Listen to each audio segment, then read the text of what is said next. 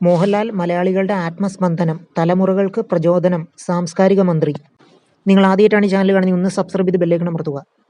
മലയാളികളുടെ ആത്മസ്പന്ദനമാണ് നടൻ മോഹൻലാൽ എന്ന് സാംസ്കാരിക മന്ത്രി സജി ചെറിയാൻ. രാജ്യത്തെ പരമോന്നത ബഹുമതിയായ ദാദാ സാഹിബ് ഫാൽക്കെ അവാർഡ് നേടിയ മോഹൻലാലിനെ തിരുവനന്തപുരത്ത് ആദരിക്കുന്ന ചടങ്ങിൽ സ്വാഗതം ചെയ്ത് സംസാരിക്കുകയായിരുന്നു അദ്ദേഹം.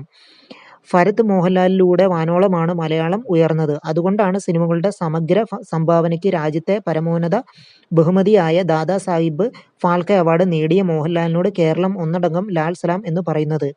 ആദരിക്കപ്പെടുകയും അംഗീകരിക്കപ്പെടുകയും ചെയ്യേണ്ട എല്ലാവരെയും സർക്കാർ ചേർത്ത് പിടിക്കും എന്ന സന്ദേശമാണ് ഈ പരിപാടിയിലൂടെ നൽകുന്നതെന്നും മന്ത്രി പറഞ്ഞു. പുരസ്കാരദാന ചടങ്ങിൽ സംസാരിച്ച മോഹൻലാൽ പറഞ്ഞത് സിനിമ എൻ്റെ ആത്മസ്പന്ദനമാണെന്നാണ്. അത് തന്നെയാണ് സർക്കാരും മലയാളികളും ഒരുപോലെ ആവർത്തിക്കുന്നത്. മലയാളികളുടെ ആത്മസ്പന്ദനമാണ് മോഹൻലാൽ, മന്ത്രി പറഞ്ഞു.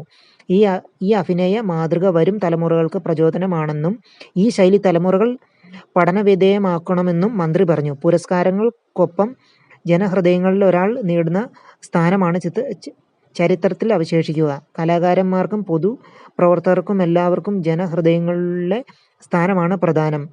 മോഹൻലാലിന്റെ കാര്യത്തിൽ ഇവിടെ ഇരമ്പുന്ന ജനസാഗരമാണ് സാക്ഷിയെന്നും മന്ത്രി കൂട്ടിച്ചേർത്തു.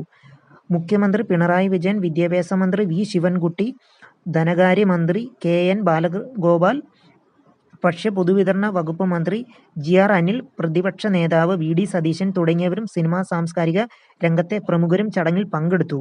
നിങ്ങൾ ആദ്യമായിട്ടാണ് ഈ ചാനൽ കാണുന്നത്, ഒന്ന് സബ്സ്ക്രൈബ് ചെയ്ത് ബെല്ലൈക്കൺ അമർത്തൂ.